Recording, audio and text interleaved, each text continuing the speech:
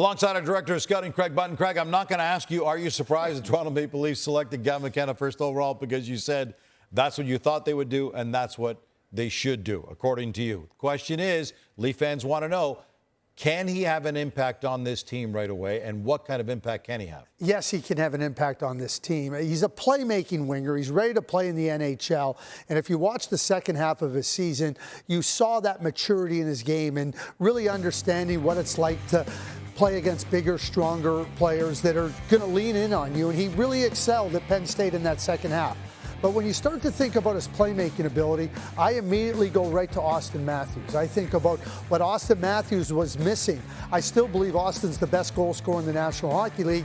And with the departure of Mitch Marner, that ability of Austin Matthews to score at that high level was absent. And it affected the Toronto Maple Leafs in many, many ways. It affected them with their offensive production. It affected them in their power play. I think that Gavin can come in and help that area, and specifically help Austin Matthews. All right, I'm going to follow up with the Mitch Marner thing on the Austin Matthews on the top line, because everybody wants to know that. Yes, Mitch Marner's gone now. He's been gone this entire year. Over the last 5 years, Marner's averaged 92 points a season.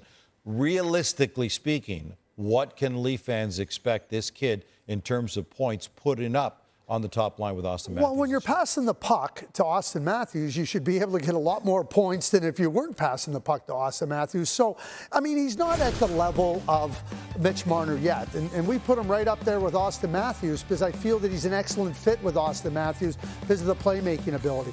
The other thing with Austin Matthews is he can do a lot of the heavy lifting. You know, Gavin doesn't have to just come in and be that guy that's got to carry the team on his own shoulders, a la Connor Bedard with the Chicago Blackhawks a couple seasons ago.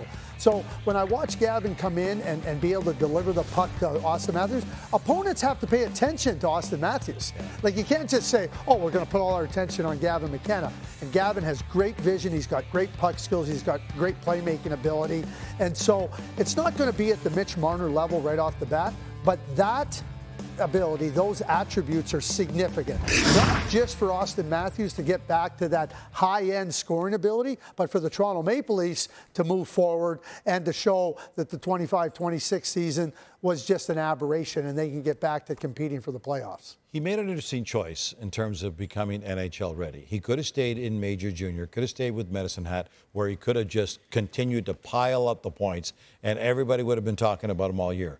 But he chose to go play with older guys in U.S. college hockey because he thought that was going to make him better prepared to make the jump to the NHL. How much of a different player are the Leafs going to see because he made that difficult choice and had the struggles this season at the start of the year before he finally settled in? Well, isn't this part of development, Gino? Yeah. It's yeah, he could have stayed where it was comfortable, but you don't get better and develop to a higher level by staying where it's comfortable. You get challenged, and he got challenged by going to Penn State. In the first half of the season, it was an eye-opener for Gavin McKenna. He'll tell you that.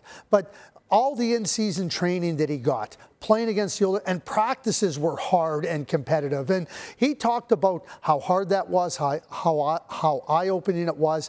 And then when he came back after the World Junior Tournament, you could just see how that experience had helped him. He understood better what the game was about. He understood how to get the best out of his teammates.